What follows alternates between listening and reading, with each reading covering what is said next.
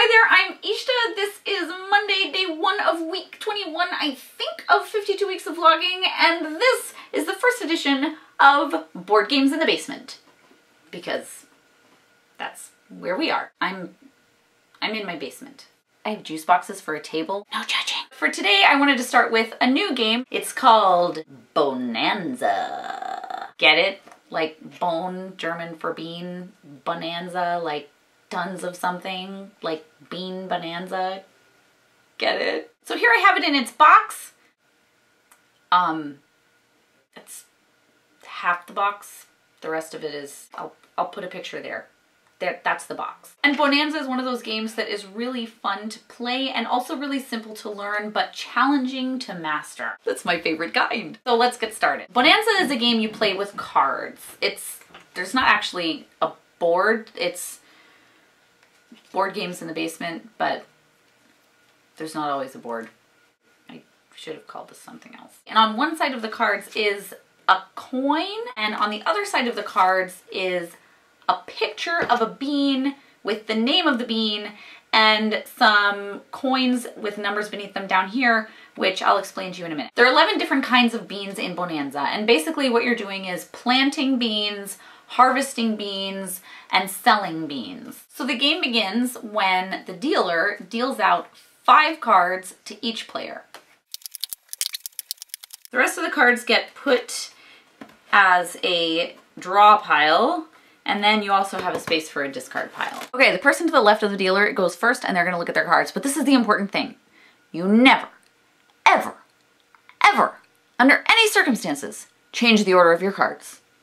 This is crucial. I'm the person to the left of the dealer, and my top card, when I flip my deck over, is a coffee bean. First thing you do is plant fields. You can plant either 1 bean field of 1 type of bean, or 2 bean fields of 2 different types of beans. Remember those coins with numbers at the bottom that I told you I'd fill you in on? When you plant your bean field, when you go to harvest later, you get the number of coins for the number of bean cards you have in that field.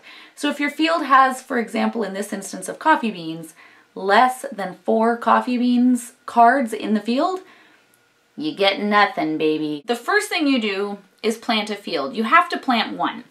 So I'm gonna plant a coffee bean. And look, my second card is another coffee bean. So I'm gonna plant that coffee bean in the same field. Okay, I've planted 2 cards. Now I have to stop. By the way, you don't have to plant 2 cards. You can just plant 1, but you definitely have to plant at least 1. Stage 2 is drawing. I'm gonna draw 2 cards from the draw pile and put them face up over here. A wax bean and another coffee bean. Woohoo! Once again, this is very important.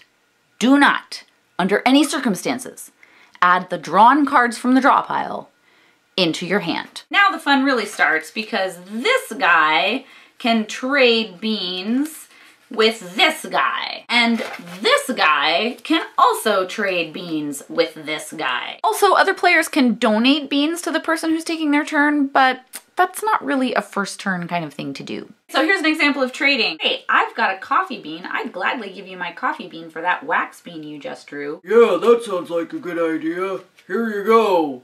Thanks. Now there are certain things to remember when trading. See that number at the top of the card? That tells you how many cards there are of that bean. The beans with fewer cards are more valuable, so you want to consider that when making trades. You don't want to give away an awesome sauce card for a really crappy poo one. 2 really crappy poo ones maybe, but not just 1. Trading and donating is done, so now it's time to plant the beans that we just got. Player number 1 got 2 coffee beans, so he's gonna stick them in his coffee bean field. Now at this point, player 1 might be tempted to say, hey, I've got 4 coffee beans in my coffee bean field. I can trade them for 1 gold coin, holla! This would be a bad idea, because coffee beans are a common card. There's 24 of them, dudes. It takes a lot of coffee beans in order to get a decent number of gold coins. And once you have 3 gold coins, if you want, 1 time, if you need to, you can buy a 3rd bean field, which allows you to plant more beans and harvest more beans and get more of that cash. Sell when you have to. Okay, so the player who traded for the wax bean is gonna plant their wax bean. Player 1 has 1 more thing to do.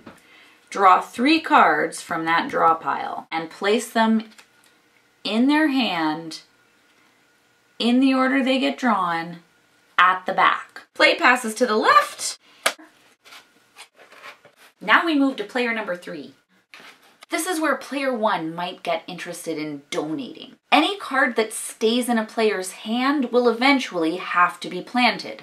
And player 1 has a cocoa bean here, and then another cocoa bean hanging out back here behind the wax bean. So it might be in player 1's best interest to ditch that wax bean as fast as possible. All traded or donated cards must be planted in stage 3 of a turn. And so it goes. For a rather long time, really, Bohnanza is meant to be played at a pretty quick pace, otherwise the game takes a while. You play until the draw deck has been exhausted 3 times. When you exhaust it the first time, you shuffle the discard deck and use that as a draw deck.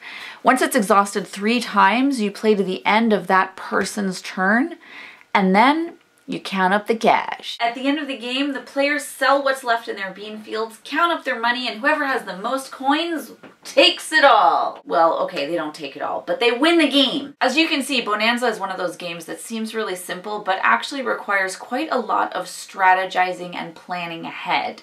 You don't want to get stuck with crappy cards in your hand that you can't plant later, but at the same time, you don't want to end up planting things and then having to harvest them too early. There's a lot of negotiating and wheeling and dealing, which, frankly, I kind of suck at, so it's good that I showed you this game by myself. And that's how you play Bohnanza. Leave any questions in the comments. I know I didn't quite cover everything because there are always things that come up during the course of the play of the game. I plan to make this a regular feature, so also leave any names of games that you want to see tutorials on in the comments. I love those games with bits. And I'll see what I can do to oblige you. Thanks for watching. I'll see you tomorrow.